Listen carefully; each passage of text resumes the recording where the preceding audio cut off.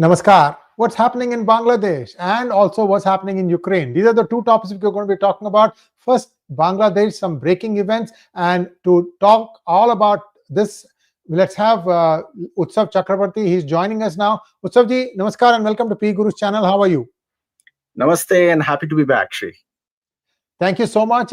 We've got a new format, viewers, and we would appreciate it very much if we can comment on the portrait mode that we are bringing it to you. We believe that its resolution is breathtaking. But just it's my belief. I'm always an optimist. So let us know how you feel the portrait mode pictures are. So Utsav, I'm going to come to you in just a moment about what's happening in Ukraine. But in Bangladesh in general, there has been trouble brewing for a while now. Today, Hasina made a statement that seems to have really set the cat among the pigeons, and a lot of churn going on from there.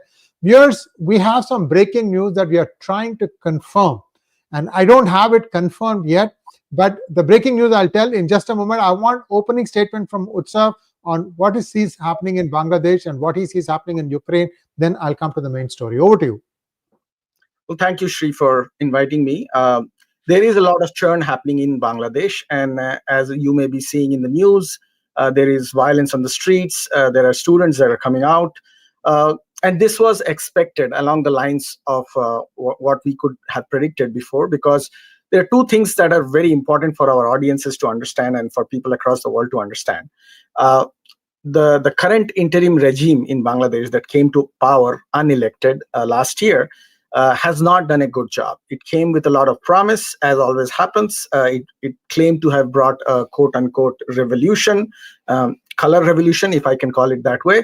But it did not deliver as expected, because everybody knew, at least people like us knew, that it didn't have anything to deliver.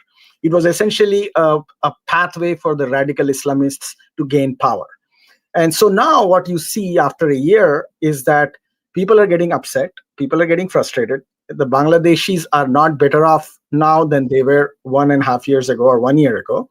All the promises that were made are not being fulfilled. Only the Islamists are getting what they want, and they are not yet. They are not happy because they're not getting everything they want. So there is people. There are people out there who are very, very unhappy.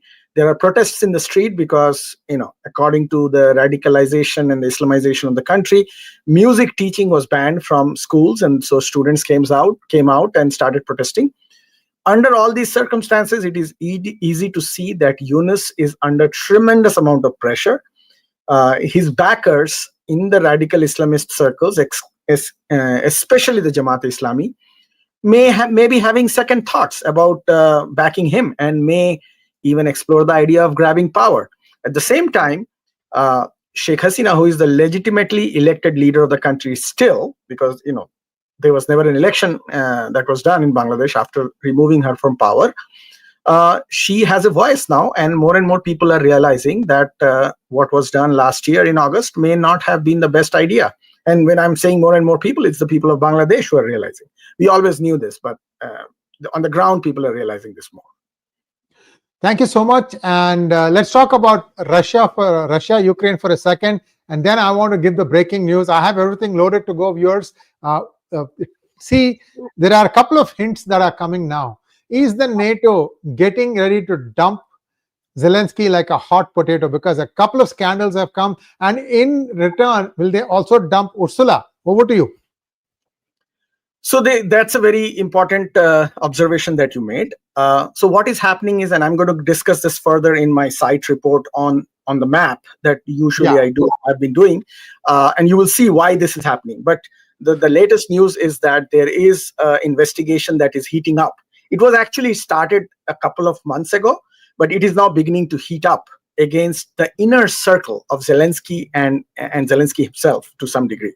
But his inner circle is getting under the eye. And this is happening because of two things. NATO is not happy with Zelensky. NATO is not happy with his inner circles. There was always corruption in Ukraine. It's been going on since time immemorial. Since 2014, at least, there has been a good record of a lot of corruption in Ukraine. But NATO is focusing, or EU countries are focusing on it now more, because they are looking for a pathway to delegitimize Zelensky, because they are very unhappy with him. And I think he has He has run his course. There are other alternative leaders they are looking at, and that is why probably these issues are being brought forward.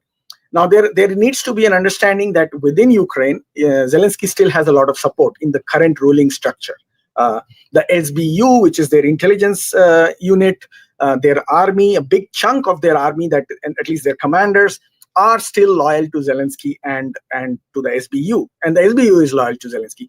So there is going to be a pushback from the power structure within Ukraine against their benefactors, which is NATO and United States. And so what you see now in terms of corruption scandal is essentially a tussle for upper hand between the existing ruling structure in Ukraine and its intelligence apparatus led by Budanov and the NATO EU structure. Thank you so much. A small request to all of you to please like this video. I'm going to put up a X post that I have been double checking, and let's first take a look at the post. The post says that Yunus is set to leave the country tomorrow. This came a few hours ago, as the Bangladesh army prepares to take charge and restore order.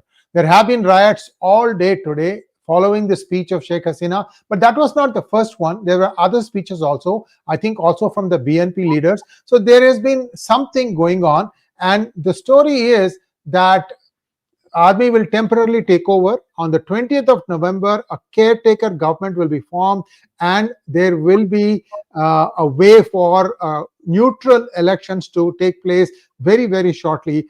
This is basically what this particular tweet says. Now, I have been trying to confirm this, and this is where I've been waiting. What we are going to do is, I have some feelers out there, and we will know for sure. How do you know for sure? Well, last time, remember viewers, I had told you that Yunus had 2 planes waiting, one to go to Dubai, one to go to Singapore. These were spotted on the tarmac. So we're trying to see if we can get something of that indication this time also. And if we get that, then we will confirm it. But the bigger story today is what is happening in Ukraine, because Utsav has an update on that, and in our opinion, Utsav's and my opinion, this has a direct bearing on the US-India free trade agreement. And how that affects it, I'll come to that in just a moment. In fact, Utsav might touch upon it also. Let's first take a look at what is happening on the ground in Ukraine. Over to you, Utsav. Yes, thank you so much for sharing the screen. Let me try to see how I can look at this. And this time, I'm going to try my best to move the map myself and see how we can do. Hopefully, the viewers will be satisfied. So do you guys all see the map? Yes, yes, yes. All good. So I'm going to start. So this is the larger conflict zone from the top to bottom. Obviously, you see the blue areas that used to be under Russian control was taken back by Ukraine in 2022. The red and the orange are areas, all these dots are areas that Russia has henceforth recaptured. This is the Kursk region where they had done a massive operation to recapture. So now I'm going to go in, zoom in, and start moving from the left corner all the way up to see where the real fighting is happening, what are the changes that are happening. And it will also tell our viewers here why the investigation against Zelensky and the corruption charges that are now being brought up, why they are happening, what's the connection between these. So what you see here is that on the ground, starting with this corner on the westernmost part, this is the Zaporizhia region, and this is where one of the largest nuclear power stations are in the 𝗟𝗏𝗏 area. This is the world's largest nuclear power station, Europe's largest nuclear power station, and which is under Russian control now. This is the Dnipro River. This used to be a dam and full of water. Now it has been emptied because of fighting, and the dam was blown up. You see that the Russians are slowly beginning to move up from this direction and take control of this area. The goal that Russians have here is that because this area cannot be transferred with heavy vehicles because it's very soggy and muddy, and in winter it will get worse, and the Ukrainians cannot move any armored or mechanized movement on this surface, the Russians are using this advantage to try to move up to Zaporizhia and do an envelopment on the left side. On the right side, they are moving very fast in this region. Just in the last 1 month, they have conquered this entire area. And this is happening because the Ukrainian defense in this area is very poor. The Ukrainians have been primarily focusing on this area in the Pokrovsk and the Kupiansk area. So the Russians are having an upper hand. They are moving very fast. These are the two defensive lines. You see the blue lines here that the Ukrainians have. And the Russians are trying to bypass those two defensive lines by moving behind them up in this area along Andriivka and Novoandriivka. So this is the area. Eventually, I think that in the next month or two, the Russians will try to move up into this area. They will try to put a siege similar to what is happening in Pokrovsk now on the city of Guliapol, which is a very powerful urban area and a strong point for the Ukrainians. And once that happens, then this area will be under tremendous pressure from the Russians. And eventually, maybe in the next year, if the war continues, this area will fall into the hands of the Russians. And if that happens, I think Ukrainians can say goodbye to this 値rgodar region and this area. It will be impossible for the Ukrainians to recover it. Now, moving into the Pokrovsk region, which is now in the news, and many of our viewers may be hearing about it in mainstream media.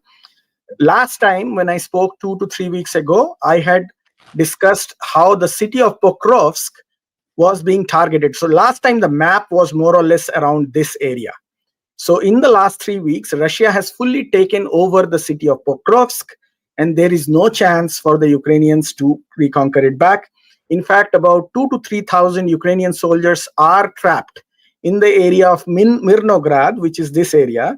In fact, the reason there are more soldiers trapped here is because the Ukrainians thought that the Russian attack is going to come from the east. And that's, this is the side of Donetsk. And they had much better defenses on this side, except that the Russians over the last year moved below and flanked them and went to Pokrovsk first and left Mirnograd. So now the entire Ukrainian defensive setup that was facing east has been circled from behind. Now, the silver lining here is that last time you had also seen in the map that this area was also taken by the Russians up in the north here, especially this area of Zetyask, or I'm mispronouncing it, and Sukhetsky. So this area, the Ukrainian Azov battalion, which is their special forces equivalent, which is a very, very highly motivated neo-Nazi movement, they put a tremendous amount of resources and fighting and successfully pushed back the Russians from this area. They also pushed back the Russians from this area, the Zoloty area, which the Russians had conquered when I spoke last time 3 weeks ago. So what that enabled the Ukrainians in the Pokrovsk-Mirnograd area is that they opened up this road. You see this road going north here. That road, which was previously under Russian fire control, was opened up, and a lot of Ukrainian soldiers were able to flee this area, even though now you can see that the Russians have some control over this area. So now they cannot flee anymore. But in the last 2 weeks, that was something that the Ukrainians pulled off successfully to save at least 1,000 soldiers. Moving further east, you see the Russians are already on the outskirts of Konstantinivka, which was pretty much where they were when we spoke 2 weeks ago. So not much movement in this direction. In Siversk, Russians have moved further. You see the city of Siversk. The Russians are on the edge. They are going to eventually take this city. Most likely what they will do is they will move in from the south and try to move in from Dronivka here and block the highway, and then do what they did in Pokrovsk, which is to envelop them, cut off their supplies, and take away the city. Last time when we spoke, the Russians were on the outskirts of Liman. They are still on the outskirts. In fact, I don't think there has been much movements in the last 3 weeks. So the Russians are essentially trying to bypass Liman and cut off the supply routes on the northwest and the southeast, with only this road open. And that way they will try to do through Liman what they are doing to every other city. Further north, if we go up here, we had discussed Kupiansk last time, and we had discussed how on the eastern bank of the river, there is a big Ukrainian stronghold that has been surrounded. The main city of Kupiansk has fallen to the Russians. Last time they had not cut up this highway.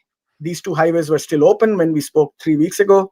So in the past 3 weeks, the Russians have taken over, cut off these highways. The center of the city is in Russian control. The river separates the two. This side of Kupiansk is now isolated. This road, this highway, which can also move trucks and mechanized vehicles, has also been cut from both sides. So the Ukrainians will have to figure out a way how to get out of this. I believe there will be probably 2,000 to 3,000 Ukrainian soldiers trapped here. Russians are also going to have to pay a price for it, because what the Ukrainians are doing is that they are trying to attack the Russians from the west, and they are trying to cut off the Russian supply lines in this area. As you can see, they have managed to cut off one road, which is Route 79.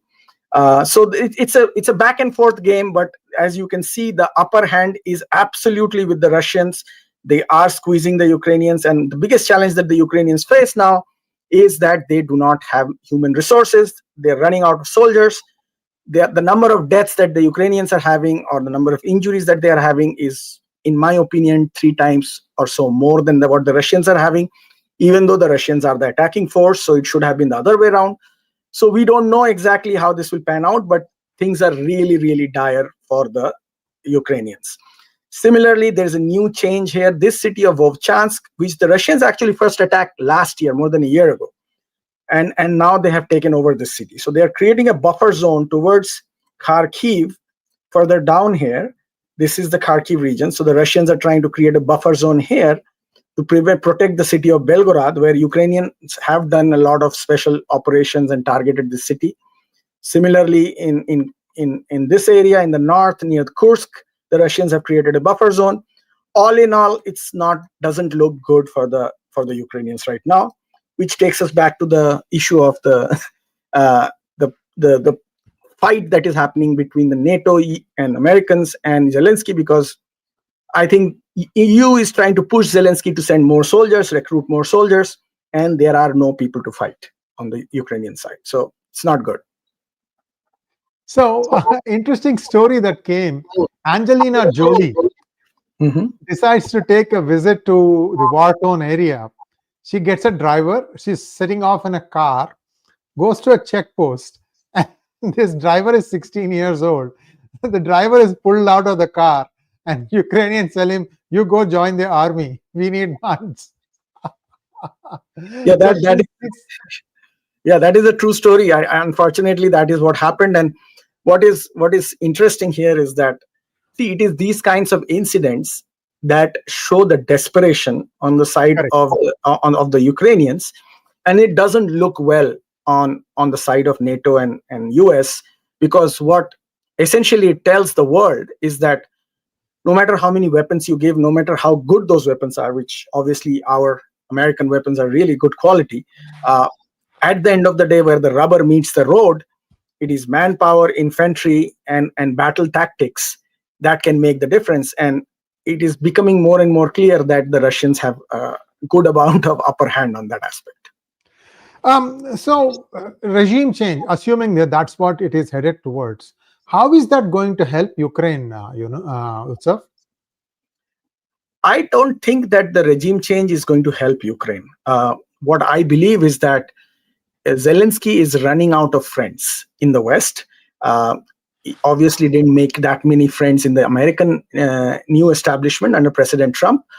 He was always considered a Biden guy, somebody who was close to the Biden administration. So there are new options that the Western countries are exploring. Obviously, the previous head of the military, Zaluzhny, who is currently the ambassador of Ukraine to UK, he's in London. Zaluzhny is a very good option that the Westerners, especially the British, are looking at. He is a charismatic personality. He is far more right-wing than Zelensky. He has more support amongst the Ukrainian nationalists and what many would call neo-Nazis or Nazis. I won't say any further on that, but it's interesting to see that Zaluzhny has a lot of future. The mayor of Kyiv, Klitschenko, who used to be a MMA fighter, he is very familiar to the Western leaders because he used to live in the US and Europe a lot. He is also a potential candidate because he's somebody who is very friendly to the West. He's very familiar with the leadership in the West. He's the mayor of Kyiv. So you never know. He might be the next leader. But it doesn't look good for Ukraine on the ground. And that is something that we all have to be aware of. What it does in terms of impact on geopolitics, especially the US-India relationship, is that it sends a message to our government in Washington, D.C., that no matter how much sanctions we put on Russia, no matter how much we have tried, and trust me, we have tried to squeeze Russia on the economic front, the fact that China has stood by Russia, as much as it has, Russia has managed to deal with the impact to some degree. And this desire and expectation that the Russian economy will somehow collapse, or there will be some kind of a cataclysmic series of events that will change the direction of where Moscow is heading today, hasn't unfolded. So I think we are running out of options in the West to deal with this situation. Thank you so much. And I still haven't gotten any update on what's happening as far as Yunus is concerned. Although some news is coming that Yunus is trying to be more like I'm going to have like a interim government, blah blah blah, something like trying to save face. But the important thing is, which way is the army chief leaning? And this is the one critical factor. Utsav, I don't know if it was on your show or somewhere else. I think India saved his, I don't want to use a three-letter word, his skin a couple of times.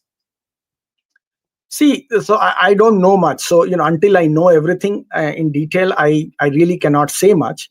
But what I can say, what I feel is happening is that there is no doubt Yunus is losing power. There is, whether he's going to be leaving, or I really don't know. It's impossible to know these things until they happen. But he does have a really downward trend in terms of his future, and that's not just because Sheikh Hasina and her party, as well as the army, are gaining strength and gaining power within the country. That is already happening. What is the real reason why Yunus is losing power is that his own backers in the Jamaat-e-Islami, which is literally the only backers he had, he was their proxy, they themselves are not very happy with him. And they themselves see themselves as gaining power in the country in the future. So Yunus is kind of getting orphaned. I mean, the people Yunus did the coup against don't like him, obviously, and they are gaining back their popularity. And the people who supported him to do the coup also don't like him anymore. So from that perspective, he's not looking good. But I don't know the details of what's happening right now. Utsav, so they got in through the proverbial political bullet. Now they are trying to cement it using the ballot. Let's see how this thing plays out. And this is Sheikh Hasina's announcement. Today we are still on the 13th. So tomorrow morning is where she said that we are going to have protests on the street. This is Awami, reasserting itself. Interesting days ahead for Bangladesh. And if there are any questions, there are a few questions, Utsav, for you. Maybe we can take those. Okay. First question, is India still buying Russian oil, please? I heard from a UK politician that the current PM is having secret links with Ukraine president. Is it true? Of course he does secret links with you. UK has been one of the most steadfast backers of Ukraine. In fact, many people would say that it was former Prime Minister Boris Johnson who convinced Zelensky to continue the war under the belief that somehow it will put Russia beyond the brink. It didn't happen. But UK has been a steadfast backer of Ukraine in the European Union. It's probably the biggest backer of Ukraine at this point of time in the European Union, followed by France and Germany, and Finland and Poland. Poland is obviously a smaller player, but that's how I see it. And in terms of, is India still buying Russian oil? I believe so. I think President Trump gave a statement a couple of days ago where he said that India is buying less Russian oil. So I believe that our leadership in Washington, D.C. also acknowledges that India is still buying Russian oil, because that's, when you say somebody is doing something less, it means they're still doing it. So India is, in my opinion, buying. My dear man, we have an update. In October 2025, India's crude oil imports from Russia was about 148 million barrels per day, or 1.48, I think, up from 1.44 million barrels per day the month before. It's gone up a little bit. According to one monthly analysis, India remained Russia's second largest buyer of fossil fuels in October 2025, with crude oil accounting for 81% of the value of its Russian fossil fuel imports. I don't understand that, but you get the idea. India is continuing to buy from Russia about the same numbers, same quantities. Next one, please. Was that the last question? Let me see. There's one more. Will 𝗤𝗏𝗍 recommend Nobel Peace Prize for Trump? You know, it's quite ironic. I saw a photograph of 𝗤𝗏𝗍 with Brian Mast, Congressman Brian Mast, who lost both his feet. He lost both his feet in an IED explosion while he was posted in the military, U.S. military in Afghanistan, when he was still in the military. So now he's a member of Congress. He's one of the most powerful members of Congress with dealing with foreign policy. Standing right next to 𝗤𝗏𝗍, the irony here is that 𝗤𝗏𝗍 was one of the earliest Al-Qaeda operatives in Iraq when U.S. was still in Iraq, before Obama came, before during the time of President Bush, who had perfected the technology of IED and blowing up vehicles with improvised explosive devices. So 𝗤𝗏𝗍 is, you can say, the great grandfather of IED devices, which later the Taliban used to blow up today's Congressman Brian Mast's leg. So there was a photograph where Congressman Brian Mast and 𝗤𝗏𝗍 were standing next to each other, and that, I guess, is the irony of geopolitics in today's world. Next one. A art of war by other means. That is what is politics. Manosan wants to know, is Russia fighting a long-term war, or could Ukraine forces collapse and roll back? Is Russia planning to grab entire Black Sea coast, including Odessa? Would that happen soon or take a long time? See, Russia is prepared for a long-term war. That much I can tell. The reason I believe that is because in the Russia, if you were to put yourself, see, we in America, we think in global terms from American perspective, because we are in this country, we understand how the world works through the lens of America, and same for Indians who are in India. In the case of Russia, Russia carries the memories of the Cold War, and Russia dreads those memories. So Russia has worked very hard over the last 2 decades to plug in the gaps that in their analysis led to their defeat in the Cold War. And in my opinion, Russia has done a pretty good job in plugging those gaps, in removing their structural deficiencies because of which they lost the Cold War, as the Soviet Union, which they were at that time. So Russia is preparing for a long-term war, no doubt about that. Russia does want to control the tempo of the long-term war. So Russia doesn't want to cross red lines. Russia is very graduated in its approach towards this war because Russia doesn't want to let things go out of its control. It wants to fight a managed conflict that will not impact its population beyond what it can manage. So the next part of your question, could Ukrainian forces collapse and roll back? Yes, I believe Ukrainian forces can collapse, because what happens in an attrition war, the war where both sides are trying to damage each other every way possible, energy infrastructure, logistics, weapons, infantry or soldiers, they're trying to beat each other out into submission. In that kind of conflict, one of the sides usually has a breaking point. And so far it looks to me, things can change in reality. So far it looks to me that Ukrainian army will be the one that will have the cataclysmic collapse at some point. As I was showing in the map, if the city of 𝗤𝗏𝗄𝗏 falls, which was on the first half of the conversation in Zaporizhia, this portion of the map, if the city of 𝗤𝗏𝗄𝗏 falls, then there could be a cataclysmic collapse in the Russian camp. But that needs to be seen. But you can remove the map now. We can have the conversation. Is Russia planning to grab entire Black Sea coast, including Odessa? Would that happen soon or take long? I believe the Europeans have worked very, very hard to ensure that Russia doesn't capture Odessa. I also believe that there are French and British special forces, SAS and French, International Legion, Foreign Legion, whatever they call it. There are special forces in Odessa from the European countries. They will not let Odessa fall, because the entire strategy of the Western countries, given their historical obsession with Crimea, is that they don't want the only warm water port in Ukraine to get blocked, which is the city of Odessa. And Russia feels it's equally important to grab it. So I do not see Odessa falling unless the war continues for another 2 years. But again, war is unpredictable. Nobody can predict real wars. If somebody claims they can predict, it's fluke or they're just being bombastic. So I won't claim that Odessa would fall that easy. See, there is a reason why this is happening, viewers, because there is a small patch of land called Transnistria that is sandwiched. That is sandwiched between Ukraine and Moldova, and I think Poland, if I remember correctly. Correct. If you it is separate from all this, and it is Russia controlled, isn't it? Yeah. If you show the map again, I can show Transnistria. Yeah. So Transnistria is basically, are the audiences seeing the map? Yeah. Go ahead. Okay. So this is the border of Romania. This is Chisinau, which is Romanian land, and this is Ukraine. This is Odessa. So you can see that the Russians are already on the mouth of Odessa and can actually see ships, both through radar and in some cases drones. They can literally observe the port of Odessa. But this is, you see Chisinau, and you see this strip of land that I'm putting my hands over is the piece of land. This is the piece of land that is called Transnistria. And this piece of land is what is a Russian enclave between Romania and Ukraine.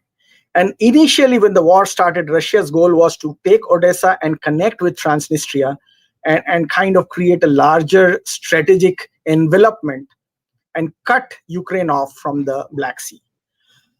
That did not happen. And that, if we were to look at it impartially, that would be considered a strategic victory for the NATO and the US alliance, that they were able to cut off Russia from taking over Transnistria. So, that's the silver lining I can say on this issue. All right. Next question, please.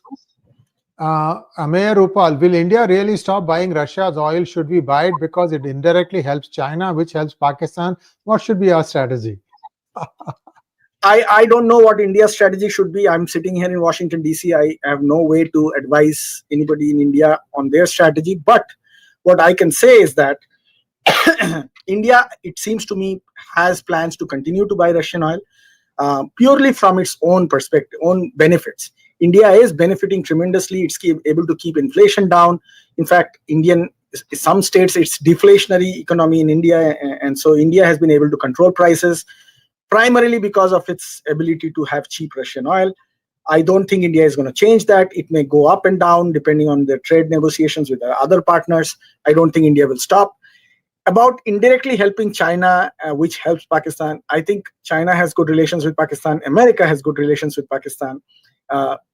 India is caught between the devil and the deep sea. India has to figure out its own strengths and work on its weaknesses. Thank you so much. Next question, please. How is Russia benefiting from all this? So, see, for Russia, it's a civilizational view on these things. Russia sees Ukraine as India would see, Pakistan occupied Jammu and Kashmir.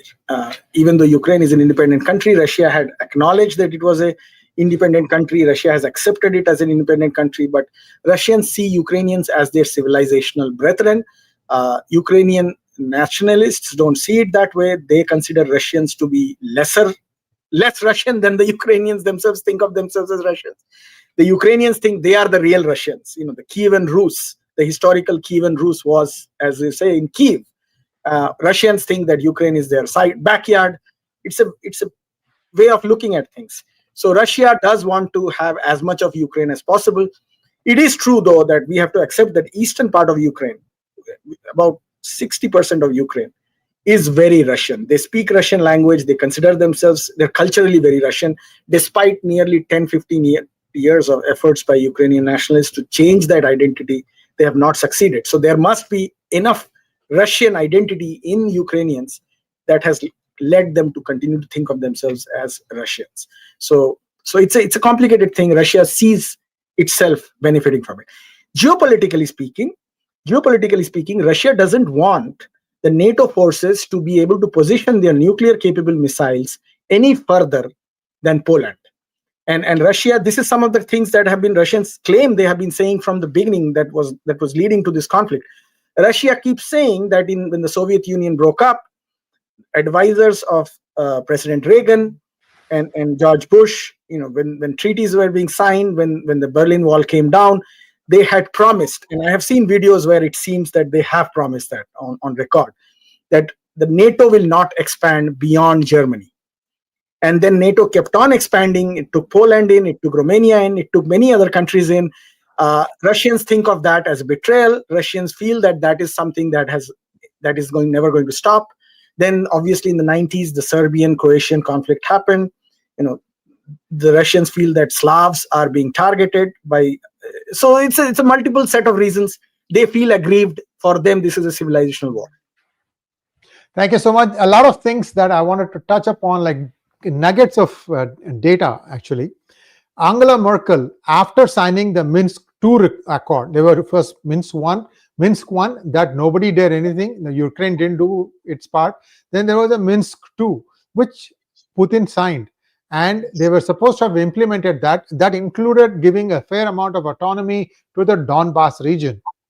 And the thing was signed. A few days later, Angela Merkel comes on an interview and says, we have no intention of accepting the terms of implementing Minsk II Accord.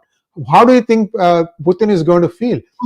See, these are all little things. I know you probably say, well, now you're suddenly a Russia supporter. No, I'm just saying, these are all some of the ground facts here.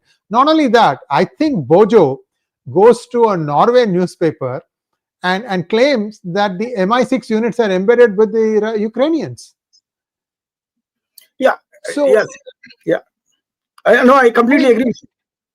These are your guys. You are saying all these things. Not only that, third thing, this is the biggest one. 64 kilometers column of trucks was military trucks were stationed just outside Kiev. And 1 month after the conflict started, Ukraine was about to sign the deal, and in a goodwill gesture, Putin pulled out all those trucks. They all went back to Belarus or Belarus. Yeah. Belarus.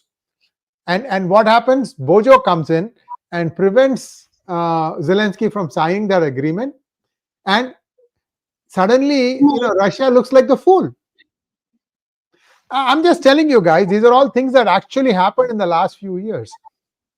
And whether Russia is going to continue, I have a feeling even today, whatever land that they are getting back or they are getting from Russia, from Ukraine, I'm sorry, these are all majority Russian-speaking areas, as far as my knowledge goes, including Odessa, I believe.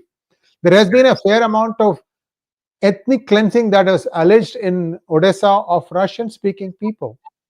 That also has happened over the past few years.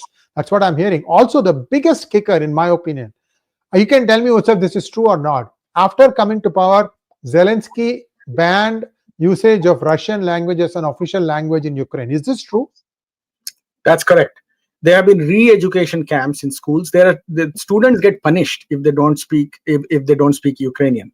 And students usually, the irony of the situation is that in class they are forced to speak Ukrainian, and sometimes when they go out in the recess or they play out in the park, they start speaking to each other in Russian. And then they but see, some of it is also Russian propaganda. We have to understand that Russia will give its version out as part of its propaganda. But if you were to look at this conflict neutrally, and what I am saying here has been said by even Vice President Vance in many of his communications before he became Vice President, there is a reason to believe that Russia feels genuinely aggrieved by a series of events that unfolded over the last 15-20 years, starting with NATO's promise of not expanding eastwards. And so at this point, the way, if you see the way Russia presents itself in communications and conversations, it's literally saying that we do not trust you guys. You have to do something to make us trust you before we do anything from our end. And I think that is this lack of trust has caused so much bloodshed in this part of the conflict, because now both sides obviously don't trust each other, and Russia is saying, we have had enough. We are willing to pay with blood the price of ensuring a safety for ourselves, and that's not a good place to be. Thank you so much. And Bangladesh still boiling. We may have an update tomorrow. See, all these things point, if something happens, it could very well happen tomorrow, viewers. Why I say that is it is expected that NDA is coming back with a good majority in Bihar. this is what the exit polls are saying. Again, exit polls all seem to come from one source. If that one source gets it wrong, the whole thing will go for a toss. So don't kill me if this thing happens the other way. But those are not trustworthy. just so these are all things that are happening nowadays, where there is some action, everybody's looking in this direction, the real action happens somewhere else. So thank you so much, Utsav. We've taken 40 minutes. I can't believe it. I mean, this thing went so fast. Viewers, your support is vital, and this is really late at night in India. Wherever you are watching from, thank you so much for joining us. I know the notifications did not go out for this one, yet we see a very good crowd. You are a star, Utsav. You are a great crowd puller. Thank you so much, and we'll be revisiting this in a couple of weeks' time as things unfold in Ukraine. Thanks once again. Namaskar. Namaste, everybody.